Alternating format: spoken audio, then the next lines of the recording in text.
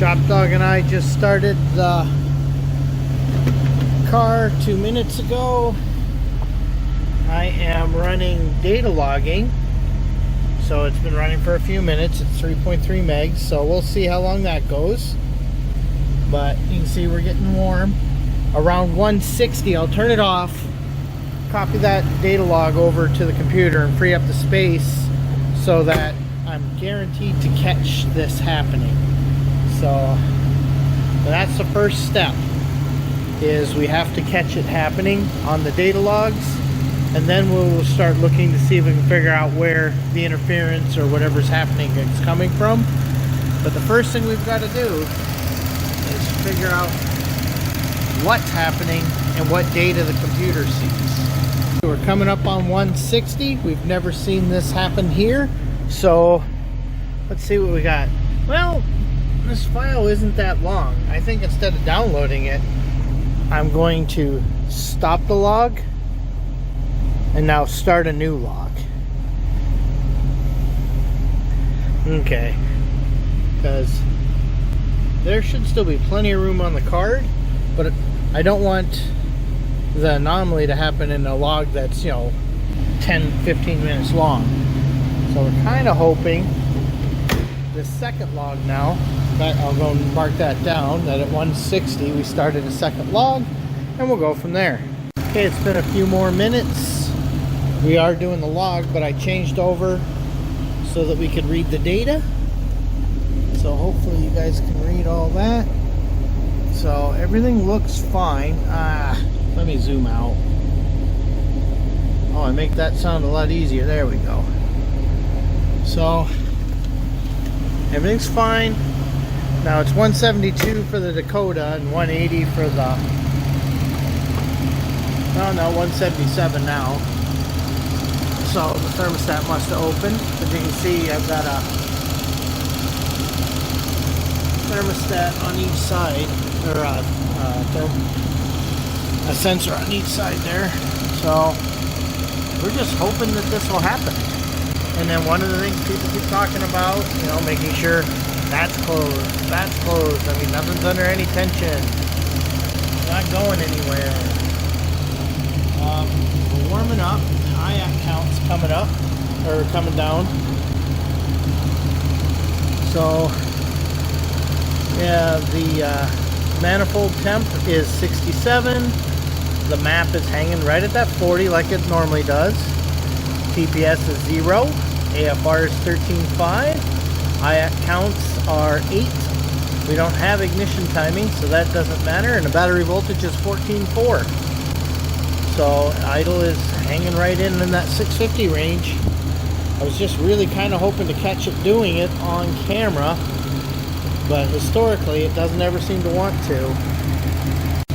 Okay, it's been a few minutes. Gonna let this run for a bit.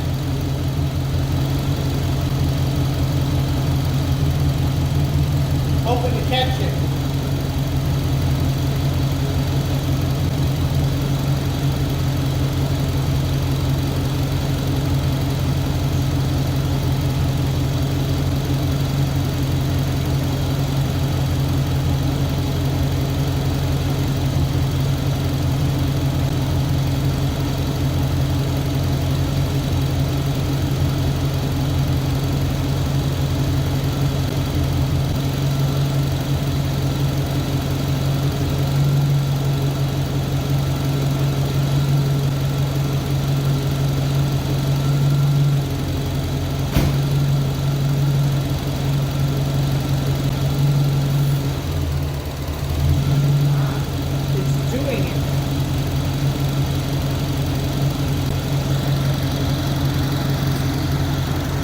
Okay, it didn't do the skyrocket.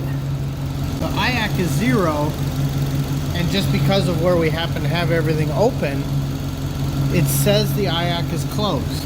So I don't know if you guys can read that, but it says the IAC is closed. So watch this.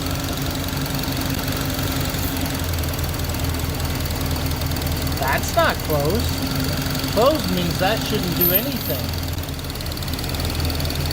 That drops us down to about 590, which is what I'm set at when it's hot.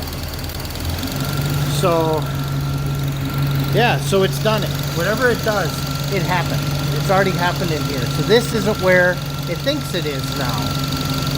And so far, it doesn't seem to be a consistent how much it comes out either. So, okay, it's done it and I got it on camera. Okay, now that it's done it on camera, before I do anything, and you'll see it's IX at 0, idle's elevated. So before I do anything, I want to verify that, one, snapping the throttle doesn't fix it.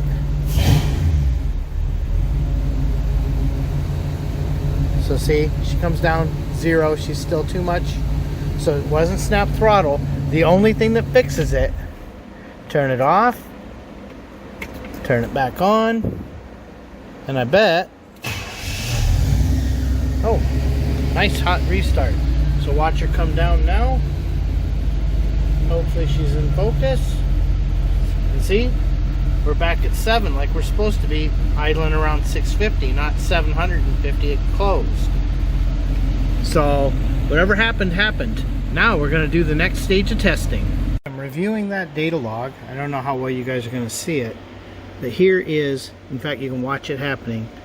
So the IAC position, right before this happens, you can see the IAC is at 10%. And literally, it suddenly jumps down to 8, which we saw that happening. So something happened. So it started to kind of slowing it down, but you can see RPM is right in our range. So that suddenly jumps 2 positions. Then we come here and you can watch it. So now right here it's going to step, and now it's at 7%. And then I'm going to come over here and it's at 6%, and it's declining. It is closing. You'll notice though, as that's happening, RPM is going up. So 675. By the time we're almost to 0, we're at 680. And then, wait, cancel. So let's just go out here. So now we have 0 IAC and we're starting to climb RPM. If we move further along, you'll see the RPM is climbing as it gets hot. And then this is where I was testing. If you recall, when I put my finger over it, that'll be right there. So yeah, that's quite interesting. The other thing I can't help but notice is, okay, let's go back to the beginning. You know, we started the car, it was cold. I can even turn on some, well no, this was after it was 160 if I recall. Yeah, so you can see, in fact you can see the thermostat open right here. You'll see there's a couple spots where it suddenly drops out of learning. Gonna have to look into that. Don't know if that's normal. So as it comes along, it drops out of learning right here, and we get a weird little behavior here, and then suddenly it pops up.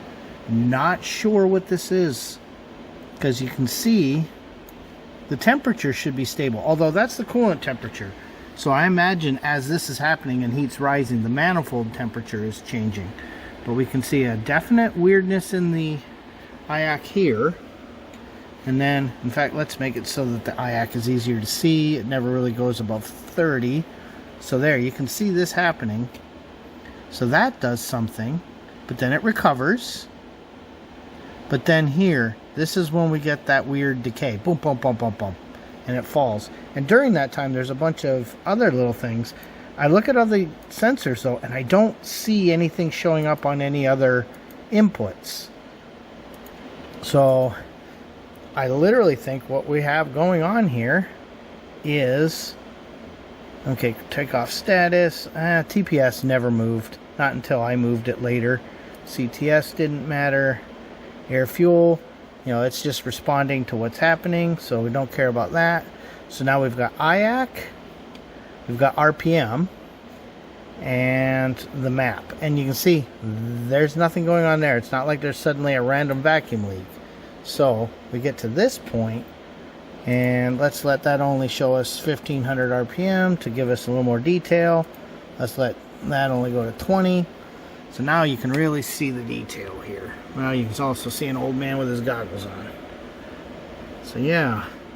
And then as I run it down, see when we get down here, this is what I expect to see. The IAC opening and closing, doing its job, compensating for things as the engine warms up. But then we see this weird block jump, and then it falls. So at this point, IAC is at 10, and at this point it's at 8. So I mean, these look like much bigger blocks than they are. So here it was also at 8. But then, boom, boom, boom, boom, starts just falling. Now, it says it's at 0, but we happen to know it actually isn't. So it's this, the IAC actually being moved somewhere in here by whatever EMI or RFI is happening, and it's being moved, and this is us trying to compensate, taking air away because we're watching the RPM slowly climb. I imagine if we let it just sit like that long enough, the RPM would just keep climbing, even though it's really got no reason to. Now, let's do the next test. Okay, two things have happened. One, I closed the throttle blades a little bit more so that we know that we're using our IAC. So see, we're at 10 at 650 with 180 degrees, little heat soaking. But two, I've smeared some tin foil on there in the hopes that that might be our next test. Well, it's been 10 minutes so far. Let's check in on this guy. You notice I got some fans just blowing the exhaust out. It's a little warmer out than it's been, so. And you can see right now we're still hanging 650, IAC a 9, TPS a 0. We're at 3940 for our, for the kilopascals for our manifold absolute pressure. So far so good. I know it's ugly, but it's just a diagnostic tool. We'll see. I think I'll give it another 10-12 minutes. We'll burn some more gas for no reason and see if it happens again. If it doesn't, then at least we know the direction we're going. Well, 20 minutes in, everything still seems to be working pretty good. What do we got here? I count at 8 because we're at 200 degrees. It's definitely some kind of RFI issue or EMI, depending on how you want to say it. Of course, look at these wires jumping way up here and all that over there. So I think we're going to be designing a shield. I'm trying to decide my next test. I think realistically my next test is I'm going to shut it down in 5 more minutes, save that data log, let the engine cool. It's time for a cold start. This is a nice cold engine. It is the next day. One thing I did was reduce the foil to just the wiring, and I took the IAC out and ground the paint off of the metal so that I know it's grounding to the housing well. Before it looked like it could be floating. So when you look at them, you can see this paint here is kind of floating. So I ground all this away on the wire wheel and a little bit right here and right here, just so the screws will also contact. Otherwise, this could actually potentially be floating depending on how well or how marked up it is. So, that's another thing to think about. Okay, it's been idling for a few minutes. I can see we're at 172. I don't think you guys can see that. And just to make sure, I threw an air cleaner on because that will affect the EMI as well. So we've hit the point now where you can see our IAC says it's closed, and yet I bet if I pull that air cleaner off, it's not. Give me a minute.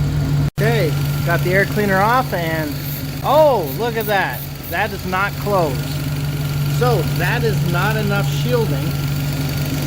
Let me try what we had last night, and I'll get it covered back up and we'll do a restart.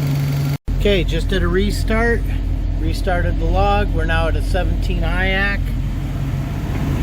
and I'm pretty sure that if I put my finger over that, yeah, see, when that said it was at 0 before, it had way more volume of air than that. So now I'll give it another 10 minutes and see how long that takes, because honestly that did not take very long. Okay, that test didn't show anything, so I took all the tin foil off, put the air cleaner on, and then I wrapped the tin foil around an old base gasket and bent it, screwed it down, And if it doesn't do it now, then it's definitely coming from the coil. If it does do it, I'm not sure where it's coming from yet. Okay, it's not raining anymore. Car's still running. I'm letting her get good and hot. She's 194. Alright, what do we got here? And it did it. So the IAC did it. Okay. Okay, it's been a couple days because we've been waiting on these because, you know, Prime isn't what it once was. So what we've done for now is I snapped one on the O2 sensor feed, just in case that's what it's writing. One on the power feed and the extension harness feed. And then I don't know if you can see it, but there's one on the IAC feed. And I have the an air cleaner in place because a lot of people on the internet say that that's quite a likely entry point. I'm leaving all that down there for now. We'll monkey with that later, but for now it's a cold engine. Like I said, it's been a couple days. I'm gonna give it a start, and you know, let's see if it does it again. It's usually does it in the first 20 minutes. Okay, she just started. I don't know if you guys can see it, but the IAC is at 42, maps at 42, coolant's at 92, throttle's closed, battery looks good, air fuel ratio is a little rich yet, but she's on the warm-up phase, so we got to give her a few minutes. So we'll come back in a little bit and take a look and see if that still reads an IAC or if it went to 0. Okay, it's been 15 minutes. It's idling nicely. 184, 13 on the IAC, 650. Everything looks pretty good. The intake air temp is 76, and the map is hanging at 40. So far looking good. Let's give it another 10. It's been almost half an hour, so it's gone longer than it's ever gone without this happening. And now I'm just playing with a chunk of metal to see if we can simulate the hood sitting here. You know, I'm seeing no changes though. I gotta get some thinner sheet metal to keep in stock. This this thick stuff gets kind of heavy. But I'm optimistically saying we may actually have fixed this, because that would have happened by now every other time we started it. So I think in 5 more minutes I'm going to shut it down. We'll do more starts and we'll keep an eye on it, but I'm going to say that I think we actually got it. I think the ferrites might solve our problem. We may at some point, no matter what, look at routing these wires back around, but there isn't a better option over there because of the throttle rod. So not sure yet. We'll see. This I'll lay all back in the way I had it before, but after having to pull the sniper, if I got to pull it again, I don't want to monkey with all that again. So at this point, ShopDog and I are closing out several days of work. He's excited because it's raining and it's not thundering unlike yesterday. So yeah, thanks for watching.